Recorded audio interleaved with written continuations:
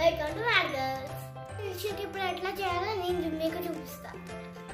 ఇప్పుడు మిక్సీ జార్లో కాజు, పిస్తా,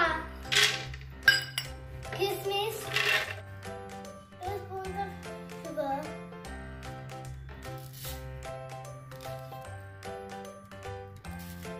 cup of cool milk. ఇప్పుడు మనం దీన్ని మిక్సీ చేయాలి. కాజు పిస్తా పౌడర్,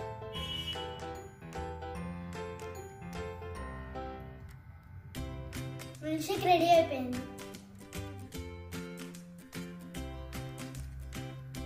సూపర్.